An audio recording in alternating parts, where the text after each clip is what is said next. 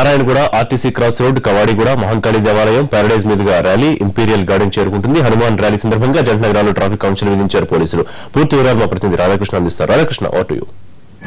హనుమాన్ జయంతి సందర్భంగా ప్రతి ఏడాది చేపడుతున్న విజయోత్సవ ర్యాలీ ప్రస్తుతం ప్రారంభమైతే ఇప్పటికే చాలా దూరం వరకు కూడా ర్యాలీ వచ్చేస్తుంది. దీంతో బీహెచ్పీ, బజరంగ్ దళ్, ఆర్ఎస్ఎస్ సంబంధించిన కార్యకర్తలతో పాటు నగరంలోని వివిధ ఆలయాల నుండి వచ్చిన హనుమాన్ ఆలయాల నుండి వచ్చిన వాళ్ళు కూడా ప్రస్తుతం ఈ ర్యాలీలో పాల్గొన్నారు. సుమారు 1,00,000 మంది వరకు కూడా ర్యాలీగా తీసి వరల్డ్ రికార్డు సృష్టించాలనేది బజరంగ్ దళ్ ఆధ్వర్యంలో చేపడుతున్న పరిస్థితి. దీంతో అందరూ బీహెచ్పీకి సంబంధించిన వాళ్ళు, ఆర్ఎస్ఎస్ సంబంధించిన వాళ్ళు, బజరంగ్ దళ్ సంబంధించిన నాయకులు కూడా పాల్గొన్నారు.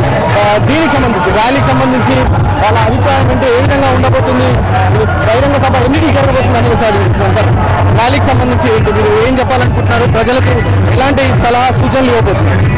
ర్యాలీకి సంబంధించి మా ముఖ్య ఉద్దేశం ఏంటంటే, ఆ రోజు త్రేతాయుగం లోపల శ్రీరామచంద్రుడికి హనుమంతుడే విధంగా అయితే సహాయపడి ధర్మాన్ని రక్షించుడు, ధర్మాన్ని స్థాపించుడు.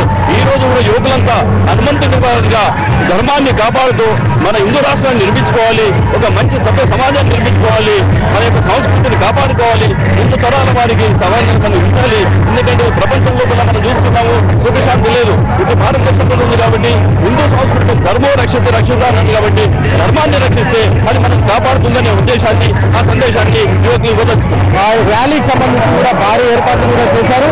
ధర్మాన్ని రక్షించే స్థాయిలో ఈ ర్యాలీ చేపడుతున్నామని కూడా వీళ్ళు నాయకులు చెప్తున్నారు. ప్రస్తుతం మనం చూస్తున్నాం కూడా ర్యాలీకి సంబంధించి చూస్తున్నా కూడా భారీ 2 వీలర్ సంబంధించిన వాళ్ళు చాలా మంది కూడా వివిధ ప్రాంతాల నుండి వచ్చారు. అందరూ ర్యాలీలో పాల్గొనేందుకు ఉత్సాహంగా కనబడుతున్నారు. మనం చూస్తున్నాం కూడా వివిధ ప్రాంతాల నుండి వచ్చిన 2 వీలర్ వచ్చిన వారిని.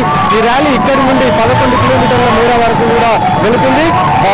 గౌలిగూడలోని రామ మందిర్ నుండి తాడ్బండిలోని హనుమాన్ టెంపుల్ వరకు కూడా వెళ్తుంది. ఆ తర్వాత ఇంపీరియల్ గార్డెన్ లో బహిరంగ సభ ఏర్పాటు చేశారు. అక్కడ ముఖ్య అతిథిగా వచ్చిన వారు సభను ఉద్దేశించి